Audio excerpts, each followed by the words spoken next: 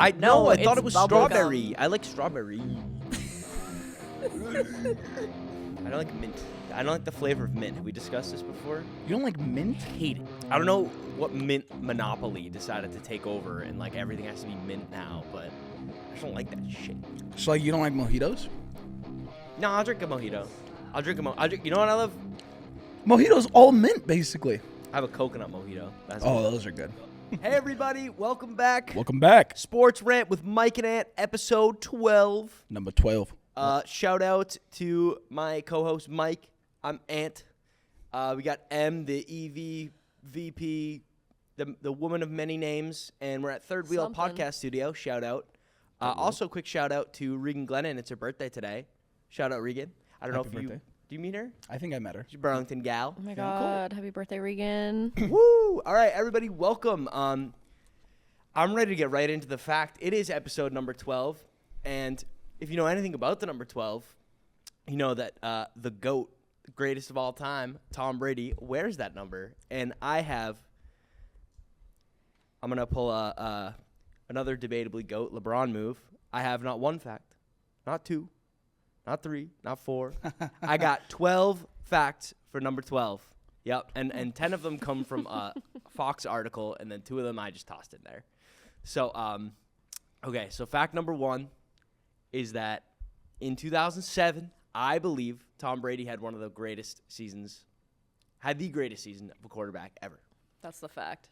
That's just. It was Okay, listen to these stats. You got on the 68.9 completion percentage. Nice. With a passer rating of 117.2 throughout the entire season. That's insane. unreal. He threw for 4,800 yards, 4,806 to be specific, 50 touchdowns on 8 picks. Mm-hmm. Unbelievable. Very, very, very, very good year. Yeah, not his highest season in total of yards. He had a couple seasons where he had more than that. He had 2 5,000-yard seasons, one on the Bucks, one on the Pats, 2011. So I guess, fact number 1 is he had, at his peak, he was just unstoppable. Obviously, that 2007 team, you had Randy Moss in there. Incredible season. That's fact number 1. Now I'm hopping over to the Fox list over here. I'm going to go through these 10 facts that they have listed. Okay. Our second fact is that Tom Brady had 251 regular season wins. No other quarterback in the history of the NFL had 200 wins. So he played how many seasons? 21 seasons? Sorry, not to cut you off. No, yeah, I think 21 is the number. 21, and you said 251 total career wins? Yeah. And one of those seasons, the 2008 season, was cut short. Mm-hmm. He played 1 game. Yeah, same thing with the 2000 season. I'm just going to do divided by 21. Yeah, 2000 season, not much going on. It's about 12 wins a year. That's insane. That's pretty solid. Yeah, I'd take insane. that. I'd take that right now. Yeah. Okay. So, Tom Brady everybody knows it was an incredible regular season quarterback and playoff quarterback. You can't touch him. Yeah. Can't touch him. Okay. Next one is he's the first and only player in the NFL to win a Super Bowl across 3 different decades. Yeah, nice. He got it in the 2000s, 2010s, and 2020s. Mm-hmm. Pretty insane. He's the oldest player across the 4 major sports leagues, NFL, NBA, NHL, MLB, to win. He was the oldest to win a regular season MVP and a championship MVP in the same season. Okay. He did that at 40 years old, which is so old for an athlete. For an athlete, yeah. Yeah, that's insane. Not for a regular human being. No. You still got a lot left. Still got a lot in the tank at that point, but not as an athlete. Okay, next fact is that he had 13 seasons with 10-plus wins in a row. So 13 consecutive in a row. And that is counting 2008, where he played 1 game, 11 pass attempts, went down for the year. Mm-hmm. If we didn't count 2008, it would have been 20. Right? Let me see this. It's a pretty outstanding number. Yeah, it's just like we said, he averaged 12 every time he was in. It's a 10-win season pretty much. Yep, at least. He's the only player in NFL history to win multiple titles after turning 40. Mm-hmm. When is that going to happen again? We'll see. Yeah. And so then back to the thing about the 10-plus wins.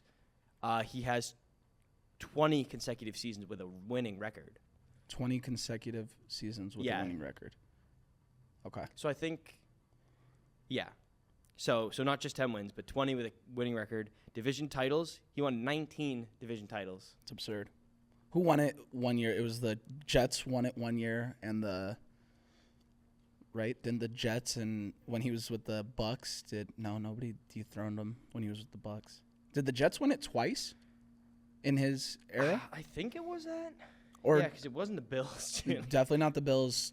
Couldn't have been the Dolphins, because the Jets went to 2 AFC championship games with Mark Sanchez as their quarterback. Which is crazy. Mr. Butt Fumble. Mr. Yeah, Butt Fumble. I think you're right. Yeah, it was the Jets both times. Or did it was the Jets both times? Actually, no, it was the no, 2008. I thought so. Okay, it was the Dolphins. Oh, the Dolphins. Okay. Dolphins, and then the Jets did it in 2002. So basically, once Brady got really going, the Dolphins got it one time, and that was in 2008 when Brady wasn't there. When he wasn't there. Yeah. So if he's there, you're not winning, which is crazy. Mm-hmm. Okay, where was I at? Okay, touchdowns.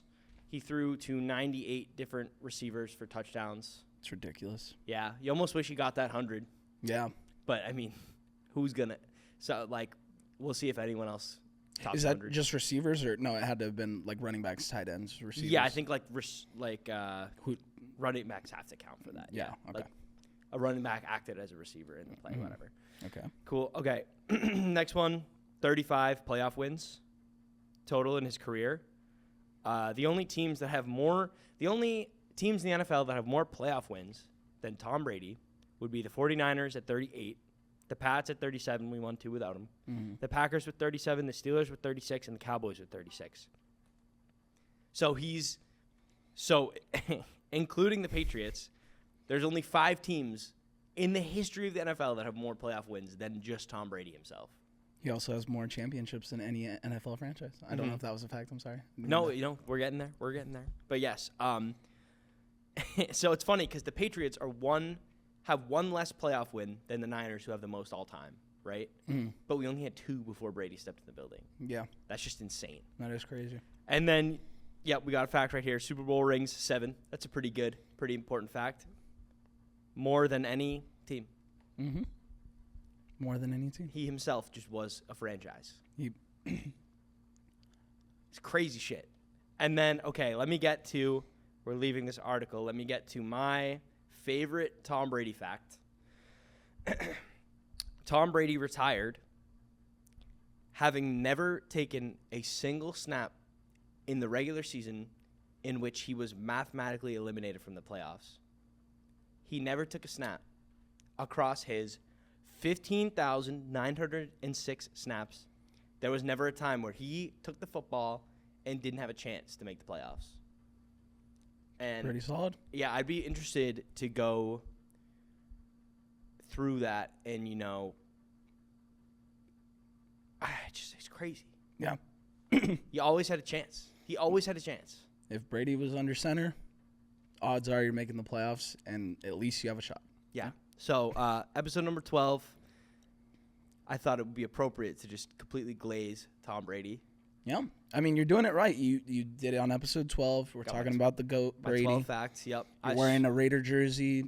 It just all ties together. And shit. Yeah, he owns the Raiders now, so I guess it's not as bad. Yeah. Tom Brady, fact number 13, we'll throw in a bonus, is an owner of the Oakland Raiders. Forgot to address it. Las Vegas Raiders. Sorry. Okay. Just had to make sure. Sorry, I'm on my unk shit right now. But yeah, to address it, should have addressed it sooner. I am wearing the Raiders jersey because a couple weeks ago, week 1, the Pats did lose to the Raiders, which is a confusing loss looking back on it. It's a confusing win looking back on it too. Because both teams have gone complete opposite trajectory since then. I guess we can get into it. But yeah, that was just really quick. Last thing on the Brady 12. When I had the idea to do like a fact based on the number episode, way back when, I went out of my way to make sure I got the even numbers so I could do this. So you skewed the system to get this? Yeah, I wanted to have my Tom Brady 12 Glaze episode. Are we okay with this? Do we allow that? I don't know if I'm A okay with TB this. Glaze? He like absolutely just rigged the system. Don't hate the player, hate the game. And I'm stuck with odd numbers. You know how hard it is to find odd number facts? And this guy did it because he wanted a Tom Brady episode? We could do a swap. I can't confirm or deny anything, but he may or may not have been talking about this for like the last 3 months. I don't know. Interesting. We can swap. We can swap. Ant witnessed me every single day coming to this studio on an odd number day. And I was like, dude, I cannot find a fact for number 9. Like, I don't know what to do. I can't find a fact for 11. And this guy is just like... He was cooking over here. Yeah, he was. He's been stewing. You found an incredible fact for every number, though. This guy... Under pressure, you make diamonds, you know? This guy, while I was doing fact number 3 of the day... Octopussy. Yeah. I was octopussing over here. We can swap. It's unbelievable. We can swap if you want. No, because I know after 12, the odd numbers are gonna be great and even. Yeah. So I gave you the long run. I don't like that at all. That just doesn't sit right with me. But it's okay. I honestly I was just lying. Or you could have just given me the even numbers and been like, Mike, you can have every even number. Mike, let me hop in here. Let me be the celebrity, fact giver of the day. You know what we could do if you wanted to swap and have even numbers, we could have M hop in for a fact one episode. I'm sure M would be all over that. Yeah. Honestly, M, if you have a good fact for any of the upcoming numbers, There are some sports stories that I like. Okay, for sure. Would it be all WNBA facts? No, I don't. She doesn't know shit about the WNBA. I go M. The winner of tonight's WNBA game goes to the finals. Yeah. And she's like, who? What? There's a game? The Aces, right? They won? They beat Did they win? I was really hoping you had the answer to that. Let me check. No, that's cool because it is interesting. It's the fever without Caitlin Clark. Yeah. Which is the fever. More like the cold. Yeah, the Aces did win. Yeah. Oh, went to OT. That's sweet. Yeah. Yeah. Hey, good hoop is good hoop. Go Vegas. We like when our Vegas teams win. Yeah. Did you hear there's like a sports bar somewhere? I don't know if it's here or East Coast or where, but they only play women's sports. And it's actually really popular. Really? Yeah. Sounds fun. How's their business? What would the name of that place be? Warts. Wait, that's bad. What? What? Women's sports. Warts. I like that. Yeah, come down to Warts for the grossest IPA you've ever had. Oh my God, yeah, it's in Silver Lake. Oh, great. Well, we should go for a game of the finals. It's called meet you there. Untamed Spirits. Strawberry margaritas Yeah. all day long. Bubblegum margaritas. All right. I thought it was strawberry. Yeah, okay. Mint-flavored margaritas. Unrelated to sports, but M chirped me for buying, I guess, bubblegum-flavored gum. But I thought it was strawberry, and I'm not a gum person. I don't like gum. I was in a pinch one day. What flavor do you get, M? Mint. Normal. I get into a whole thing right now. No? All right. Mint isn't good. Keep it going. Keep Okay, it going. all right. We'll get back to sports. Let's hear the facts. Can we get back to sports, please? Okay, so let's just talk about the first quarter.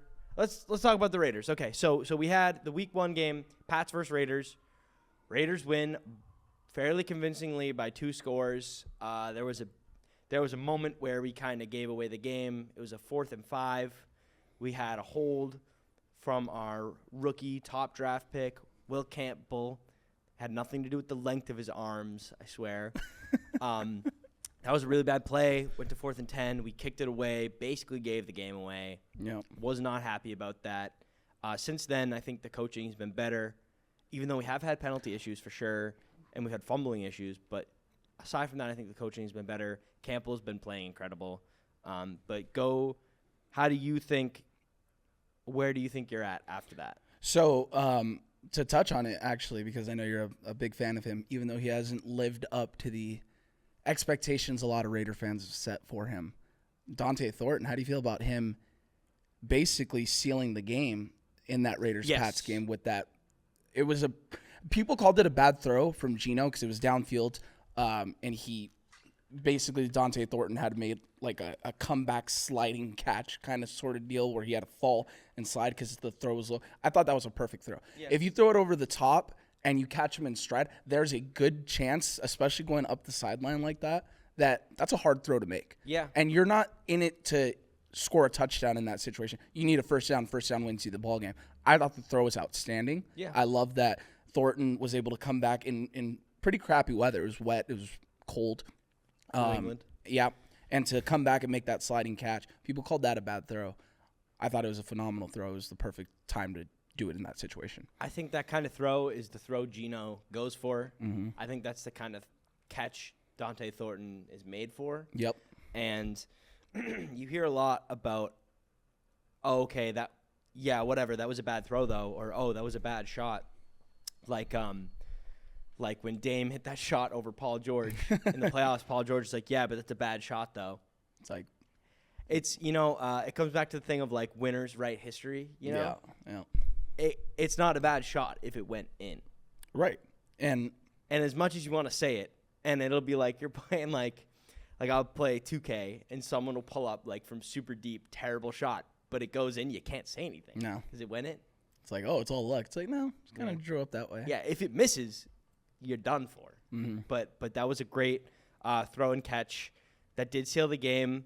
It was painful to watch, but I like to see Dante Thornton doing good. I like to see Geno doing good. I've been on a little bit of a Geno hater arc this past week just because I started him in fantasy.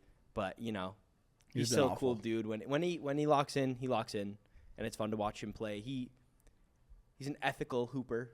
Yeah. For football terms. When you give him time, he's great. When he's pressured, he's not. And so just to touch on the first quarter of the Raiders season, obviously open up with a huge win at New England week 1.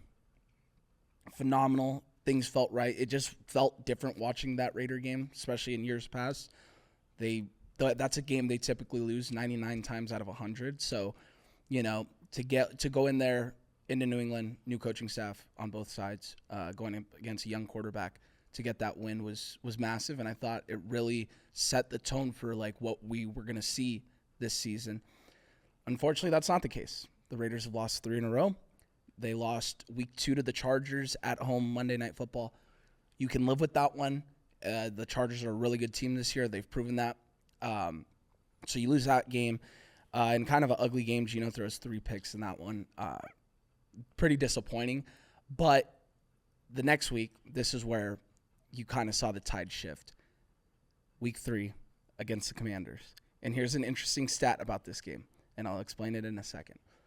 The Raiders obviously played Monday night. They went to Washington on that Sunday, that following Sunday, 10 a.m. game. All of a sudden, we get the news Thursday that Jaden Daniels is not playing in the game, and we're going to get Marcus Mariota. That's a must-win. That is a game where, okay, you were expecting to lose if Jaden was playing. Then you get the luckiest turn of all time. Jaden Daniels isn't going to play in that game. The Raiders get absolutely throttled against the Commanders and Marcus Mariota. Really, really ugly game. Geno on the stat sheet had a phenomenal game. Three touchdowns, no picks, over 300 yards. Trey Tucker had over 150 yards, 3 touchdown catches.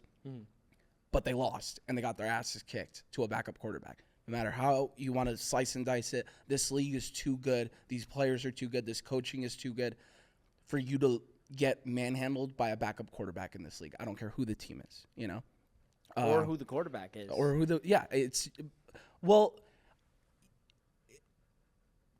there are certain good backup quarterbacks. Yeah, there is, but if you're facing a backup, odds are you have to put the pressure on no matter how good the team is and beat a backup quarterback and make his life hell. Marcus Mariota did not struggle in that game one bit.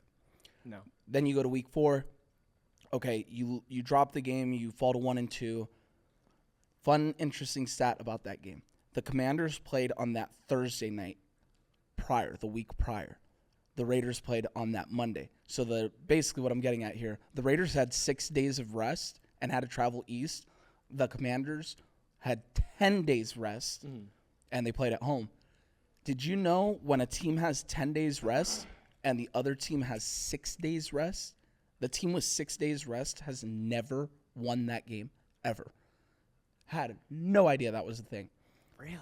Pete Carroll brought it up. He said, we thought we were prepared. Pete Carroll's been alive for every time that game has happened. No, that's crazy. How many instances of that? I think they said it was like close to like 50 or 60 or something like that. Like the team with 6 days rest has never won that game. What? Yeah. Okay, I think that's a bizarre stat. I mean, I can look up the exact amount of times it's happened. It's like an absurd number, but Holy shit. Yeah. So that blows my mind, actually. right? That's some. I'll keep that in mind. I'll be looking at the schedules. I'll let Vegas know Right? that I got their number. I might for my pick'em league this year. I might just be like, all right, who has 6 days rest? Who has 10 days rest? How many days of rest have you had?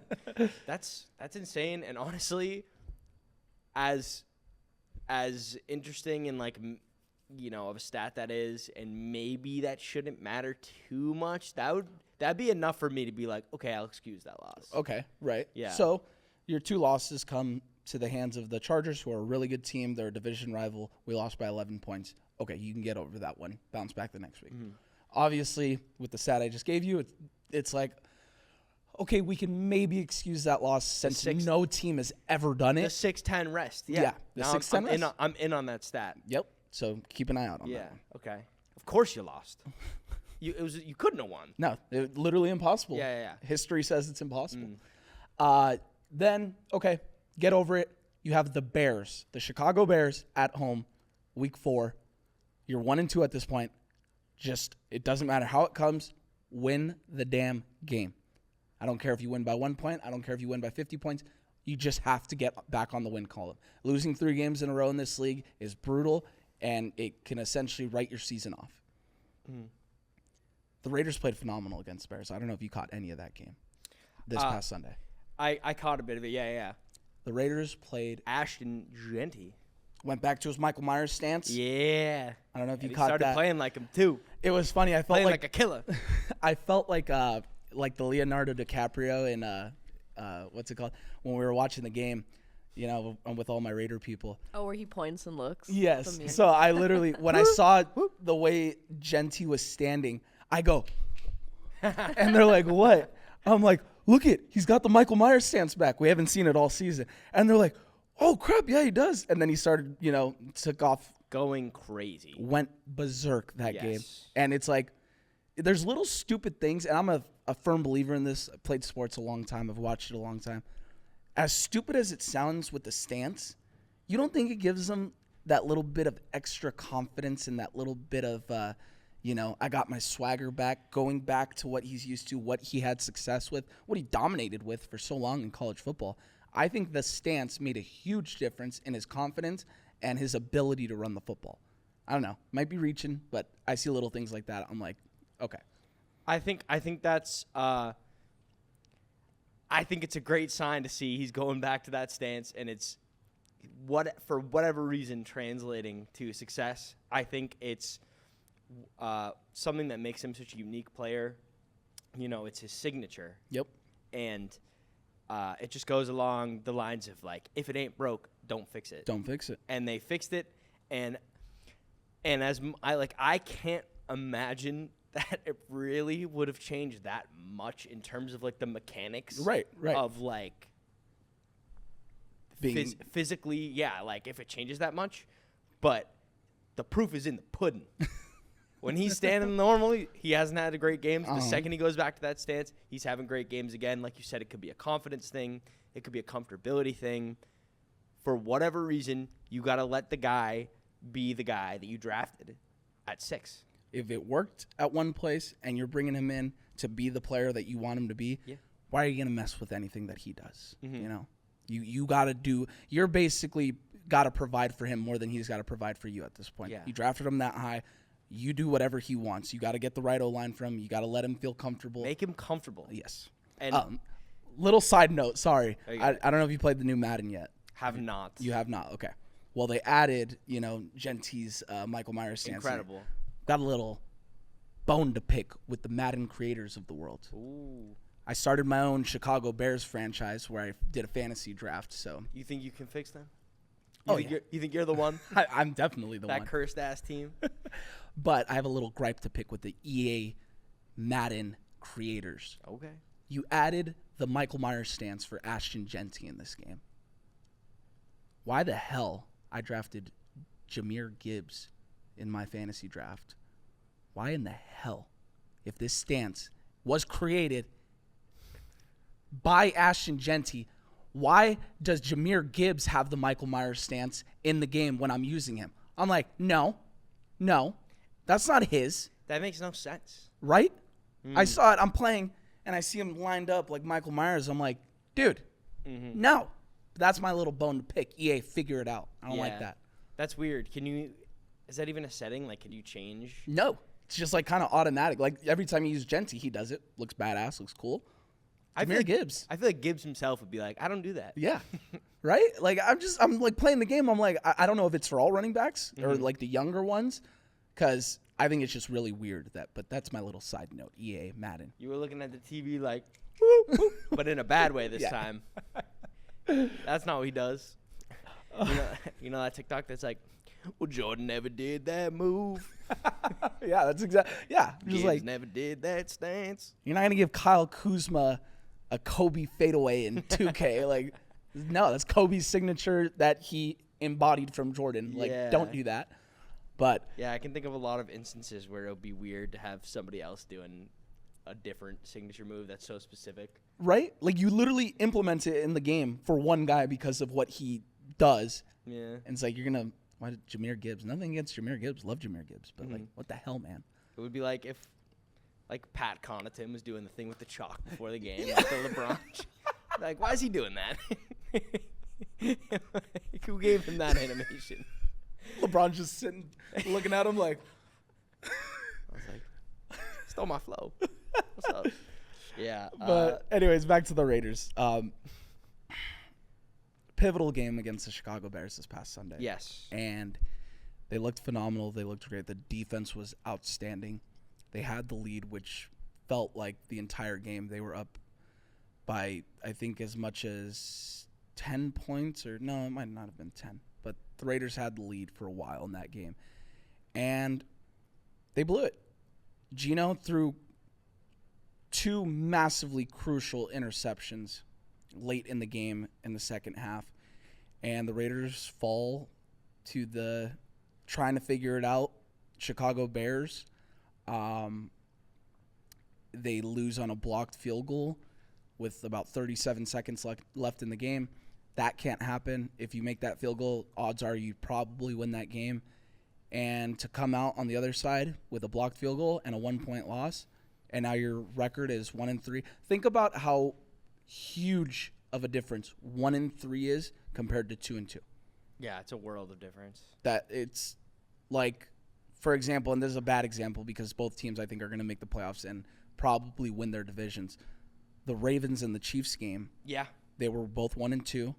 Massive, not really that much implication on that game because I think both teams are going to figure it out. I would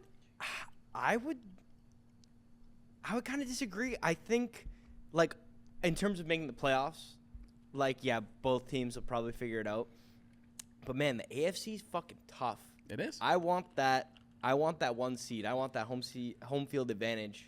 I want to. Have you seen? Not to cut you off. Yeah. Okay. Yes, we're gonna give the Ravens a lot of crap for being 1-3. Have you seen who they've played? Yeah, they've had tough games. You have the Bills week 1, which you had the lead and you should have won that game. Blow that one. You get an easy one with the Browns. Win that one. Okay, divisional rival. Then you got to go face the Lions, who look like world beaters right now. And then you got to play the Chiefs in Arrowhead. Like, that's just a agonizingly brutal schedule. Like, that is just, oh, man.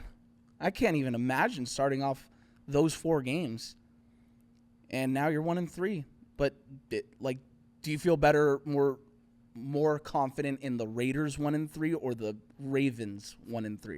I would say the Ravens 1-3. Yeah, I agree with that for sure. And I think the Ravens will figure it out for sure. Yeah. This is a crazy stat about the Ravens. So, if you look, we're 4 weeks into the seasons. The Ravens points for 131 points for across 4 games.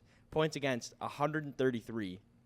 It's ridiculous. No, I'm looking at these other teams, pretty much almost all of them haven't cracked 100 on either side. There's a couple. Bills actually have 133 points for because they're beaten. They're world beaten right now. Yep. Actually, the Pats have 102 points for.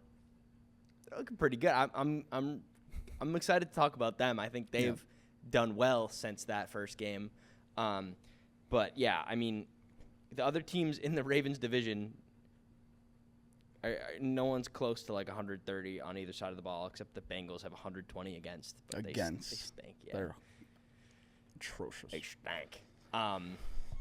Yeah, it's crazy. The Ravens are off to that tough start. I do believe they'll be fine and that they will make the playoffs. Actually, Lamar's out for, I think, 2 to 3. He's doubtful this week. Is he really? Yeah, he did have that injury. Everybody thought he just quit on the game. No. Everyone thought he pulled an Anthony Richardson. That's not something Lamar would do. Lamar's chasing a lot more than Anthony Richardson is. Lamar ain't quitting on his team. Yeah. I think that was a huge win for the Chiefs. I think it was massive. They're back to being scary. The convincing fashion in which they won, and as of right now, I mean, call me crazy. To me, I truthfully believe Mahomes is the MVP as of right this second. I know people are going to say Josh Allen. I know people are going to go Mahomes, and I drafted him in fantasy this year because every year that he comes off a Super Bowl loss, he just dominates the next year. So I drafted him in fantasy this year, and he's putting up 35 points a game for me. He's been outstanding. And you got him at MVP? I could see him winning it. I don't know if I'd put him there right now. Let me just wait. Let me just confirm. Record-wise, I haven't even looked at the stats. He's got to get that deep ball back, you know. He's not looking very Mahomey this year, I think is what you're trying to say. I think after week 1, Josh Allen was firmly placed atop after that Ravens win. And I don't know if he's done anything to knock himself down yet. No, he hasn't, but if I'm just going based off what Mahomes is probably going to do, he's at 939 yards right now, 9th in the league, not outstanding. 7 touchdowns, which is 8th, to 1 pick. He's got a 75.1 QBR. That's 3rd in the league. So he's your pick to win. I would pick him right now. You pick him, you think if they gave out the award right now. Oh, no, right this second. No, I'm saying at the end of the season. I can see him definitely crawling back and winning it. He's without his 2. Dude, they're going to be. He doesn't have Rashee Rice, and I'm not saying Rashee Rice is Jamar Chase, but he's their ex-receiver, and then you missed out on Worthy for 2 games. And Worthy looks fucking good. Worthy is legit. Worthy's worthy. They're gonna be unreal when they get Rice and Worthy back. That's what the Ravens game told me. I'm definitely scared of the Chiefs again. And a lot of it is to be seen, but I would be surprised if we don't see it, you know. What if let's just hypothetical here. If Mahomes wins MVP this year. Definitely hypothetical on that clavicle. Sorry. If Mahomes wins MVP this year, that would be his 3rd. Mm-hmm. If he goes to the Super Bowl and wins it this year, that would be his 4th. 3 MVPs and 4 Super Bowls in the span of 8 years. That's a big if, though. Is it really though? I mean, we gotta see. It's hard to win a Super Bowl. He does it better than anybody in the league right now. I agree with that. But speaking of if, we got another MVP candidate we could talk about. Oh, God. The if man himself. Go ahead. Justin Herbert. I think I would have. Who do you think I was talking about? I think maybe you could have had him up. Honestly, I think if you said he was your MVP before this week, so far, it wouldn't have been that crazy. But they definitely had a really tough loss this week. Let me just go. I didn't even look at the stat sheet. I just saw that the Chargers lost. And I was very happy. He looked so good through the first 3 weeks. Is it a 3-week award or is it a 17-week award? I'm saying where it stood. There's a difference between like projection for the end of the year and where it stands right now. 2 interceptions against the lowly New York Giants. I agree. Okay, so yes, that game took him down a multiple pegs, I think.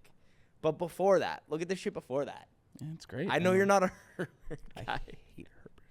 Damn. He's 4th in yards, 1,063. It's great to see him throw the ball more. Yeah. It's more exciting. I think it's more exciting when teams throw more. And through that first 3 weeks, they had a shit run game. Yeah. And he was very much like carrying the team on his back. But like you said, it's not a 3-week award. And if it was, I think he'd have multiple MVPs. You know what? Yeah. You know what? As long as it's not in the playoffs. Yeah. Throwing 4 interceptions. Like, it's funny, like Colin Cowherd, he's always on my radio because he plays in our local LA market radio, Colin Cowherd. AM 570 LA Sports. But he's like, Justin Herbert, his like clip is like, Justin Herbert has had Jim Harbaugh for 19 games of his career. And then he says, like, he's got 30 touchdowns to just 3 interceptions. I'm like, we just not counting the playoff game in which he was atrocious in the biggest game of his career. Which one are you talking? That's like multiple Justin Herbert playoff games. Are you talking about the one this past year? The 4-pick game against the Texans. Yeah. He threw 3 interceptions during the regular season, threw 4 in one game.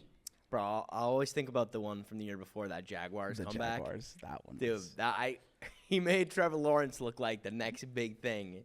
Oh, and people told me, Brandon Staley's out. You know, it was all Brandon Staley's fault. Wait till he leaves. We've got a legit coach now in Jim Harbaugh.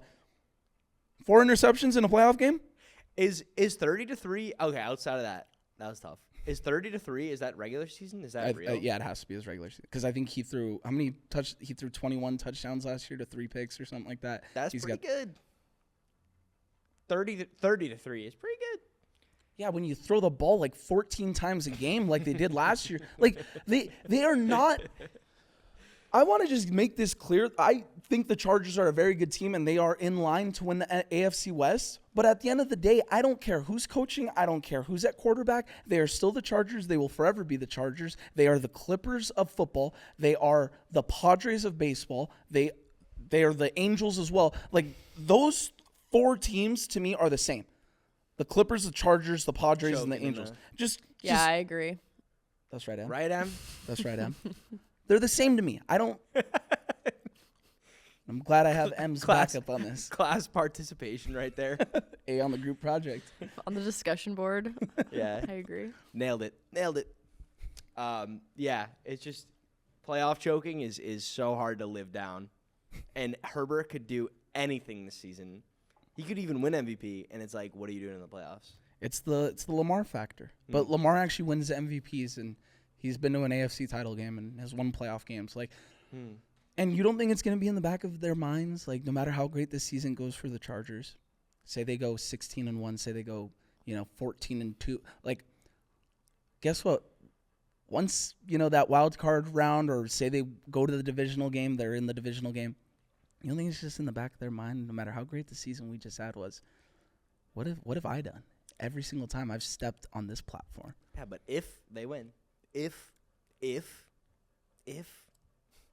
That's a big if. Then you just can't talk about Justin Herbert without saying if a couple times. That is such an important thing, and that is what separates the really good from the all-time great. That's why when we talk about Brady earlier, we have 12 stats. We could have probably brought up more, but it shows regular season dominance and playoff dominance and championship dominance. That is what sets a Brady, a Mahomes apart from someone who's just incredible in the regular season. And then what do they do in the playoffs? Like Donovan Mitchell?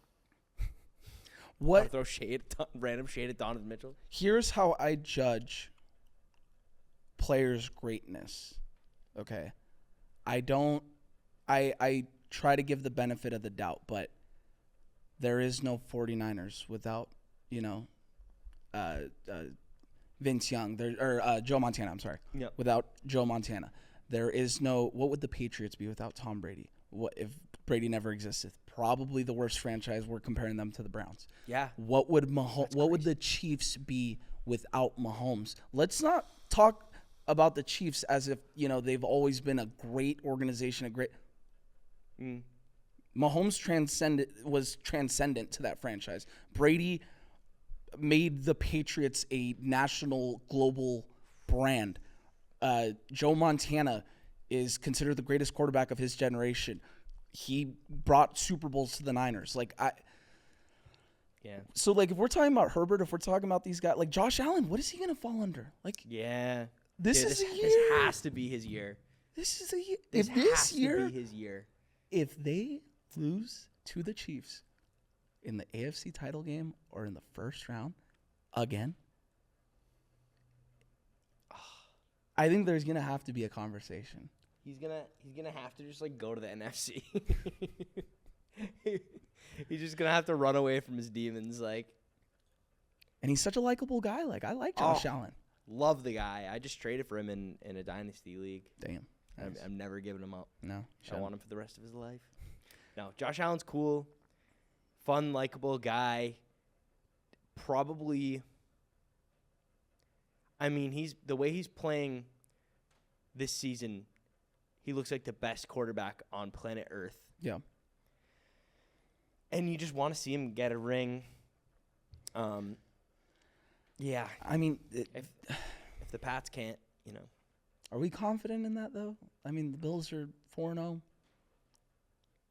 The Chiefs are 2-2. Who do you... They've looked good in the regular season before, along with the Chargers, along with the Ravens. Who do you have your money on right now? The Bills are 4-0. The Chiefs are 2-2. If you had to put your life savings right now in which of those two teams are going to win the Super Bowl, who are you putting your money on? My life savings? It's the Chiefs. Fuck. But let's just say it's a guarantee one of the two are going to win. How about that? Yeah. Which one are you putting your life savings on? Man. It's an easy answer. But this is the case every year. It's for some reason the Chiefs look worse, and the Chiefs look worse than last year. Yeah. And the Bills look better than last year. Mm-hmm. And I always fall for it. But I want to say the Bills. I want to see the Bills. Oh my God. But you're right, because no matter what happens, they always figure it out. Mahomes could start shaky. I mean, I thought the Chiefs looked bad. Looked not great, not inspiring all season last season. And they had an incredible record. They played well. They made it to the Super Bowl. I just was not that exciting. They look worse than they have before, so it would only make sense that they don't make it as far as usual. And, I mean, they didn't win, but, anything can happen in the Super Bowl. Who are your – so this conversation doesn't lose its point. Since we're talking NFL, who are your biggest shockers, surprises? It could be good or bad. And then who are the teams that have massively, massively disappointed? You know who's shocking me? Daniel Jones. Yeah, so good. That guy is a bucket right now. So good. And they lost just this week, but he looked great. They also should have won the game. In hindsight, the Rams are an outstanding team. Yes, I really love the Rams. The Rams, I have nothing bad to say about them. But I'm not surprised that they're good. No, not at all. You have a great head coach. You have a great quarterback. You've got a very good young defense. But Puka is playing out of his hat right now. Top 5 receiver in football for sure, without a doubt. Yeah, he's top 5. I'd debate 3. I'd debate 1 right now. That's crazy. In terms of production, but yeah, that's crazy. He could get there. But okay, so you think Daniel Jones and the Colts they're 3-1? If anybody said that, I'd be like either you're from Indianapolis or you just love to be wrong. You wish the Giants. You're a Giants fan that wish they never got rid of. Yeah. Well, I think Giants fans are realizing that he would have just never been good there. It's more of a Giants thing than a Daniel Jones thing. And that's why, talking about them, because it kind of makes sense right now, that's why this Raiders game against the Bears was so crucial to go 2-2 and win that game. Because you know where the Raiders go this Sunday? At the Indianapolis Colts. Ooh. And do I think the Raiders are winning that game? Absolutely not. And they're going to fall to 1-4? I think they'll be competitive in that game. What Geno am I going to get? Am I going to get the 3 touchdown throwing Geno, or am I going to get the 3 picks? He's thrown 3 picks twice. Yeah. Yeah, the second I put him in my lineup, I'm like, he's not going to do that again. He did it again. 7 interceptions this season. It's not good. I mean, at least he's pushing the ball downfield and he's trying, but he's just got to be safer. Yeah, for and sure. you've got to see more results. We got to see more of the Dante Thornton, catch to seal the game, and less of giving the ball to the other team. Obviously, I think what put a big snag in things. Brock Bowers has not looked himself. He's got a knee issue that I think he's really playing through. I think anybody else probably would have gone on the IR. He's just kind of playing through it, and he does not look the same. Yeah. I drafted him all over fantasy. Yeah. So I'm a little sad, but I have faith in him. Yeah. I think if he can stay healthy to the bye week and just, take that time to rest, and maybe he'll come back and just look like himself again. And the great thing is you don't have to rely on him as much. You have a running game now, and if the O-line can block better, I mean, Genty probably leads the league in rushing yards if our O-line wasn't as bad as they have been. But, yeah, I mean, whatever. So the Colts, sorry. Yeah, the Colts, no, they're surprising me. I guess, I need to, look at the standings because I feel like there's not another surprise jumping out of me. Do you have one? I've got one team. Go next. I'll think of one. I've got one team that, not to put any negativity during this outstanding podcast at the Third Wheel Podcast Studio here in Hollywood, California. Shout out to our EPTP VP M Wood and my co-host Anthony Russo. Positivity. What'd you say? Positivity. Positivity. Yeah. But I will say, let's talk about a team that got a lot of hype a couple weeks before the season started. What conference? Let me guess. The NFC. NFC. The Packers. Oh. What is going on in Green Bay? Shareholders are losing their minds. They are. See that house? Real quick side note. You see that house that's being sold? That's literally right across the street from Lambeau. No. $750,000 for it's a nice little.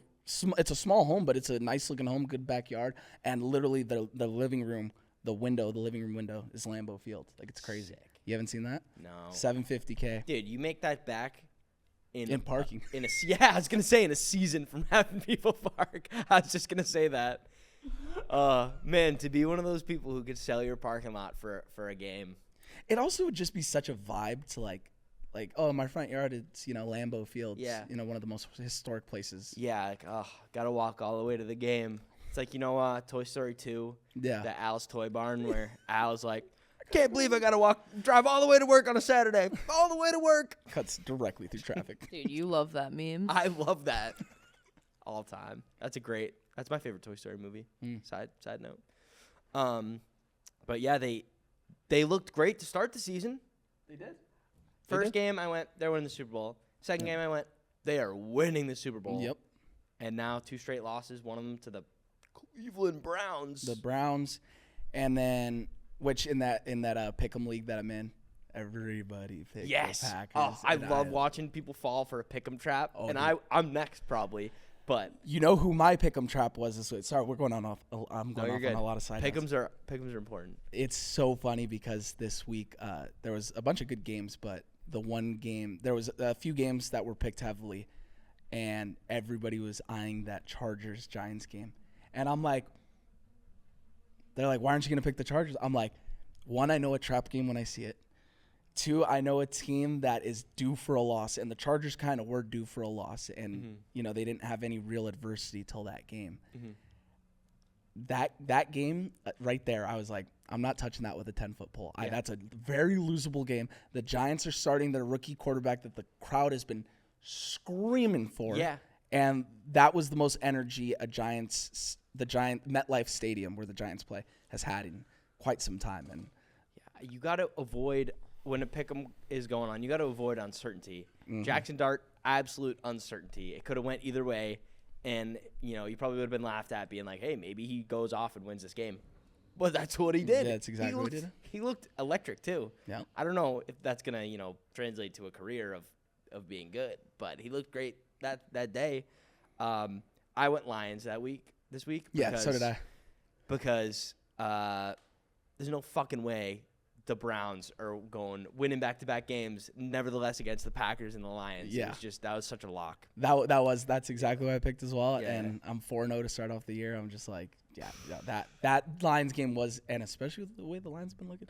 But anyways, so back onto the Packers. What happened? You lose to the Browns,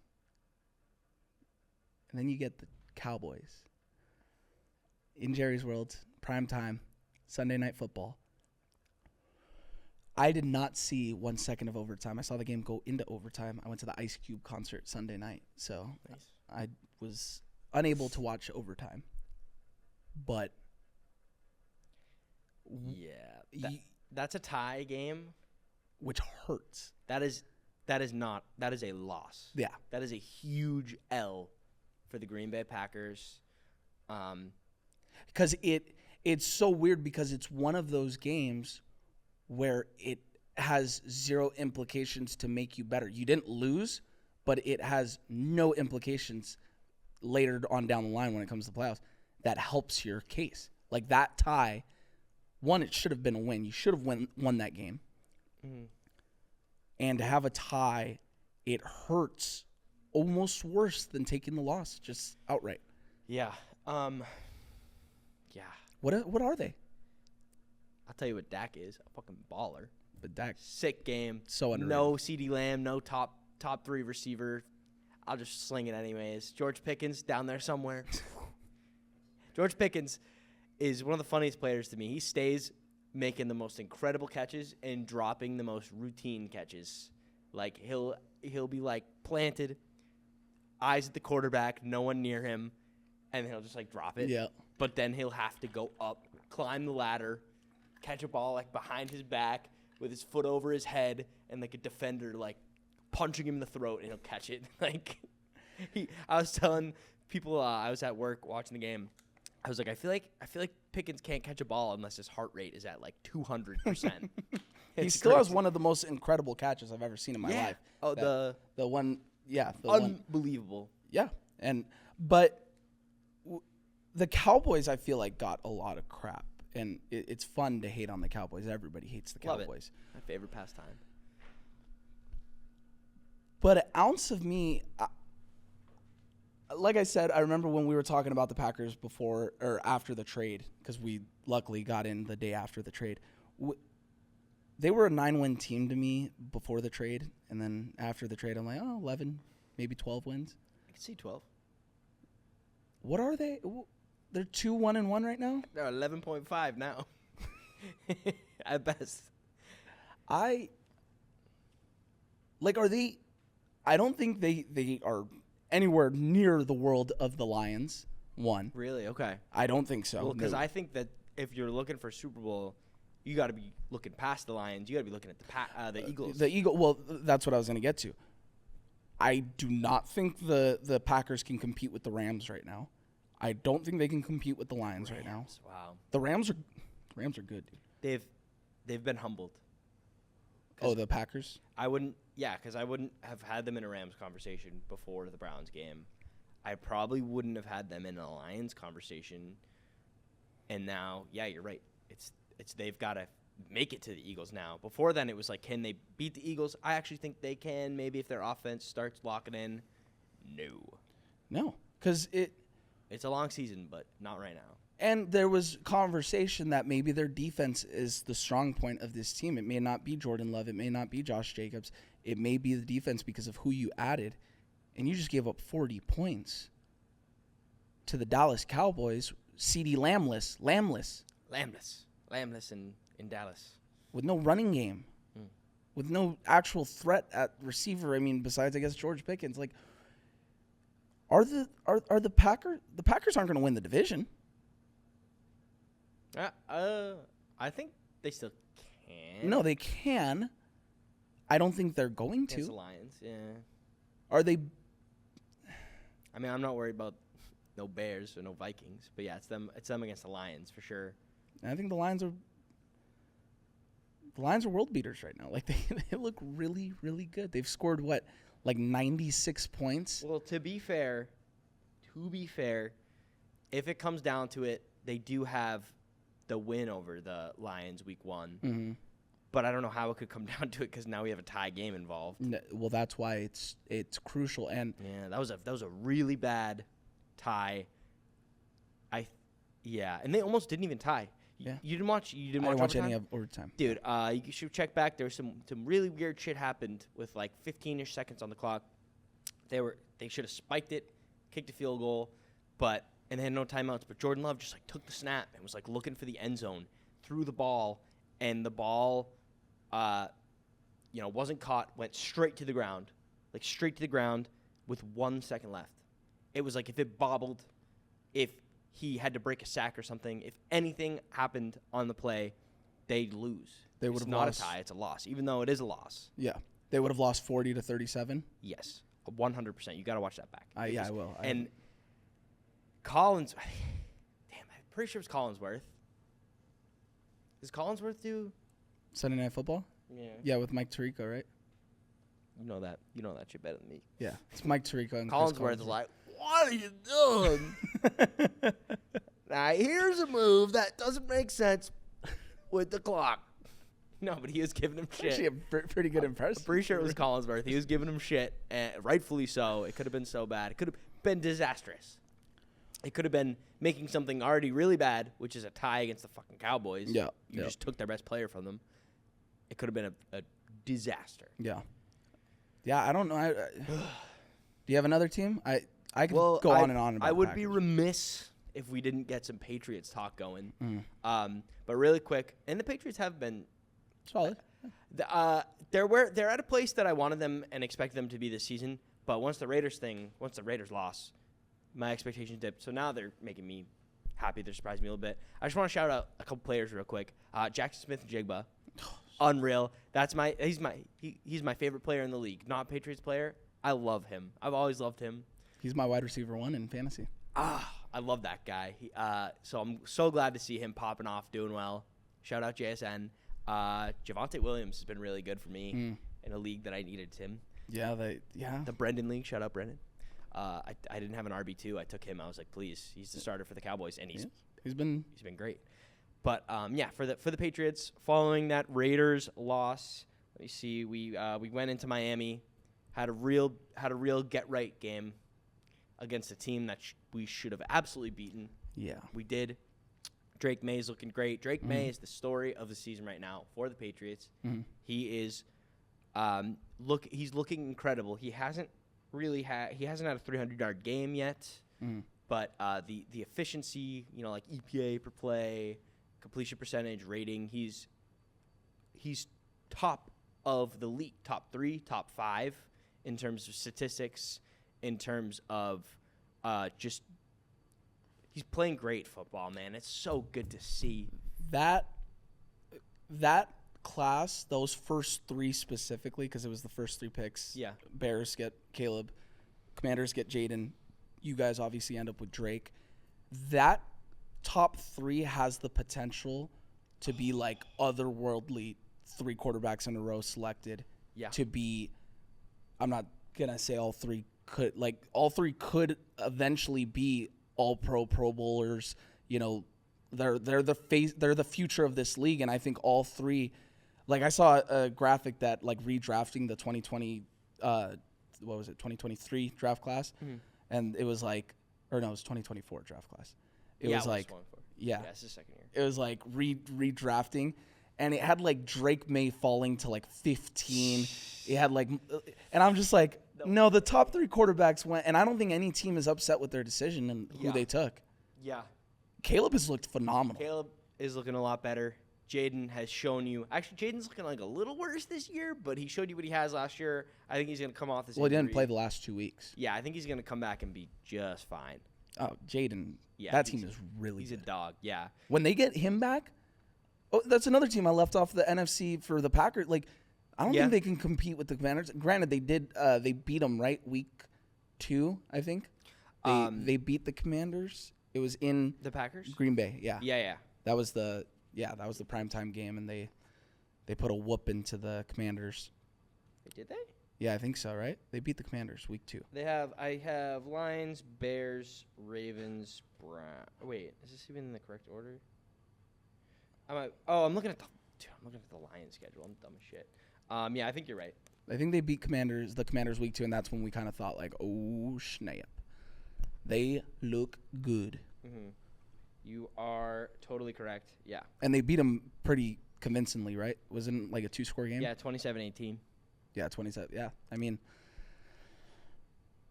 man, I don't know. Mm-hmm. So let me give you some Drake May stats. Well, so let's go through the games first. Okay, so you get the Miami. We beat them. We put up some good points. We actually do let up 27 to Miami and let them hang around. It is a 1-score game. You would have wanted to see a little more. Whatever. The Patriots are in the win column. Mm-hmm. We got to win this year. Yep. Next week, we play Pittsburgh at home. We don't win that game. That was as efficient and as efficient as Drake May's playing. We only put up 14 points in that game. And the Steelers are a great defense. Yeah. I guess I would say I'm more concerned with our defense after that game because, we're letting old man Rodgers put up 21 against us. He's looked pretty decent this year, actually. He's looked pretty solid. They got a good run game and whatever. I don't know. I that was definitely a disappointing loss. And then you're like, oh, we're 1-2. Okay, we're those Patriots again. But then we get another get-right game. So that's kind of we're having a very up-and-down season. We'll have a tough loss. Yeah. And then it's a get-right game against, like, a even worse team. Then we have a tough loss, and we have a get-right game against an even worse team. We smoked the Panthers. Yeah. We put up 42 to their 13. Very convincing win. Diggs actually tops 100 yards for the first time as a Patriot. Nice. We have him playing out of the slot. Which I think is his spot at this time of his career. He kind of took Douglas's spot. Maybe Douglas is moving down the depth chart a little bit. Mm-hmm. He's still a great team guy, but it's good to see them putting Diggs in a position to succeed. But as I said again, Drake May is the story of the season. Through the first 4 weeks of the season, he's number 1 in completion percentage, number 6th in total yards amongst quarterbacks, 6th in touchdowns, total first downs, number 3, EPA per play. He's 3rd in the league, so he's top 3 in efficiency. And yeah, he's having an incredible season. This is a really cool stat that Patriots Twitter was blowing up with. Mm-hmm. Drake May has had 75 plus completion percentage and thrown 2 touchdown passes in his last 3 games. And the only person who did that or had a longer streak was Tom Brady in 2007. That season we talked about before. Yeah, so that was the one. Roundabout way to say, in terms of completion percentage, which is super high, in terms of throwing 2 touchdowns a game, he is on pace with 2007 Brady. Like, obviously, that's gonna even out. That's gonna round out. But man, all you wanted from the season was to see Drake May playing well, and we're getting it. Yeah. No, he's looked good. A couple other players I just want to touch on real quick. Shout out because there's a clip of this from one of our previous podcast when we were talking about guys that were drafted and stuff, and we were talking about Colston Loveland, and I said, I do not know why the Bears drafted him ahead of Tyler Warren. He Beast. was the easiest. When all the tight ends started flying off the board in my fantasy draft, I was like, I got one in the chamber that nobody's going to take because nobody probably knows about him too much. Because I'm in a league with a bunch of older guys that probably don't pay attention to the draft as much. The unction. Yep. You had the obviously the Trey McBrides falling off the board, Brock Bowers, those guys, yep. Kelsey, Kittle. Solid guys. There was one guy that I drafted in like the 9th round that I'm like, he's going to be my tight end 1. And he's so good. Tyler Warren, shout out him. He's a stud coming out of Penn State. Yep. And the Colts are having a phenomenal year. Another guy I want to talk about that I almost dropped, and I selected him in like the 12th round or like the 11th round because he was still available and I needed a backup running back. Shout out Cam Scattaboo. Yeah. That guy's a beast. Dude, oh gosh. I was so close to dropping him after week 1 or 2 because he had a really, really bad week. And I'm like, Tyrone Tracy, the running back for the Giants, I was like, I like Tracy. He's good, but now he's hurt. And now Cam Scattaboo is running back 1. And he's shown out, man, in that role. And he probably could win the starting job over Tyrone Tracy. We'll see. I think he has. You think so? Yeah. I think the most Tracy could hope for is a kind of a two-headed backfield where he's the pass catcher. I mean, he was a receiver in college for a while, and Scattaboo is like the first down guy. But I mean, I think Scattaboo should just have the ball. Yeah, he's as outstanding. Much as possible. You think it's going to be like a Bucs situation last year where Bucky Irving kind of takes over Rachaad White's role and just kind of like he's essentially now the number 1 guy? I would love to see that. That'd be great. I think it'll be just like a situation in which you got a clear first down running back and a clear third down running back. Yeah. But yeah, shout out those teams, man. Shout out them. And there's more guys we're missing. Harold Fannin, he's a beast too. The tight end for the Browns. He had a really good couple weeks. I haven't even been paying attention. Oh, Fannin's chill. Yeah, he's good. Okay. Our EVPP, I just call it the EPPP. M is telling us. Real quick. We gotta wrap up shortly. Real quick, I would be remiss not to talk about. You'd be remiss. I said that earlier. I know. I had a coffee. I had to steal your swag.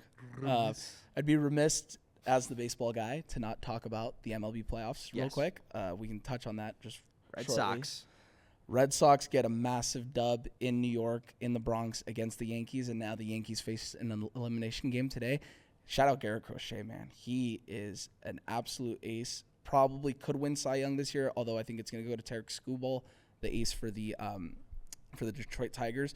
But Garrett Crochet, man, 7 2/3 innings, 1 run, only 4 hits allowed, 11 strikeouts. The 1 run he gave up was on an Anthony Volpe home run to the opposite field that traveled like 315 feet because the Yankees play in a little league field on a little league diamond. The Yankees suck. I love to see the Yankees lose. Shout out Garrett Crochet. Shout out the Red Sox for getting a massive Game 1 dub. Go Sox.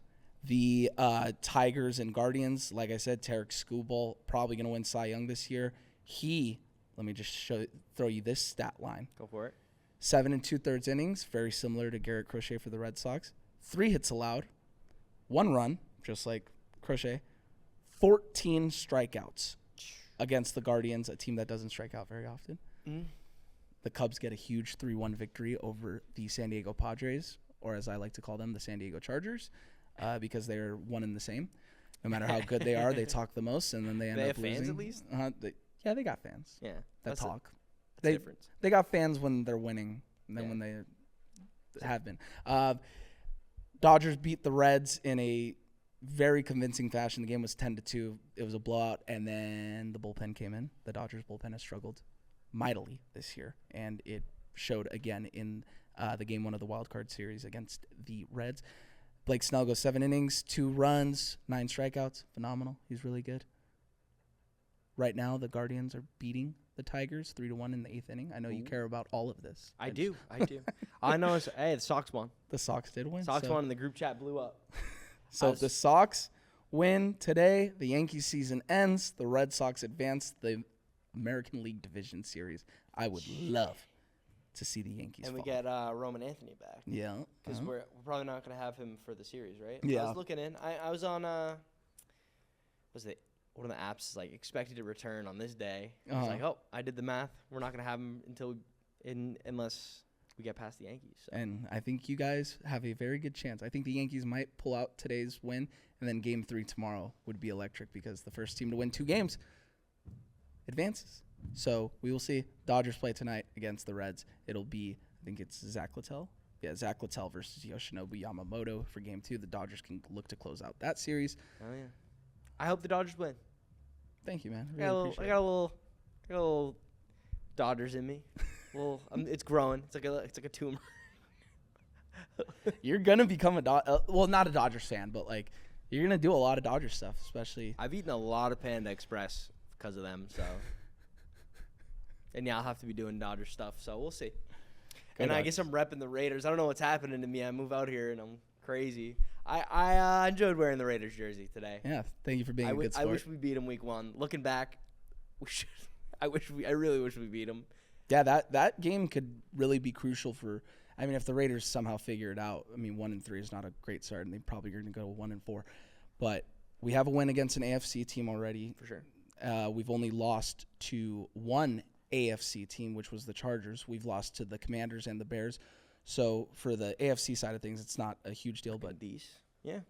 Sweet. And I think this jersey looks sweet, and I'm rocking the hell out of it right now. I love it. I love it. The hat will take more convincing, though. I don't know why. You can definitely wear it now. Well, you're not a hat guy, though, right? No, I am. Oh, you do wear hats? Occasionally. If I don't want to, like, deal with my hair. Anthony got that flow going, and he's just like, no more hats for me. Yep. You know what it is? But, yeah, so just wanted to talk about that baseball situation for a little bit. Hell yeah. But go Sox. Go Sox, go Dodgers, and anybody that's playing against the Padres and the Yankees. Yeah. What are the Astros going? Oh. They did not make the playoffs. Are they your least favorite team? No, I think it's the Giants. Okay. That's our bitter rival, even though they haven't been really competitive. Okay, cool. Fuck them then. I do not like the Giants, Padres, Yankees, and the Cardinals. Well. And the Astros. Fuck them all then. Fuck them all. Thanks for coming, guys. Thank you so much for watching. Yeah, episode number 12. Tom Brady's the GOAT. That's all we got to say. No comments from Mike on that. Goat. All right, thank you guys. His generation, yes, he's very good. Any generation, any day of the week. Thank you guys for watching. We appreciate it. Yeah. Episode 12 of Sports Rant with Mike and Ann. See you for episode 13. Yeah, really looking forward to that fact. Have that fact ready. All right, peace, guys. How many hot dogs can you eat while sitting? 13. For like a day? Thanks for watching Sports Rant with Mike and Ant. Sports Rant is hosted by Anthony Russo and Michael Gonzalez, produced by M. Wood, and recorded at Third Wheel Podcast Studios in Los Angeles. Follow the show on YouTube and Instagram @SportsRantPod.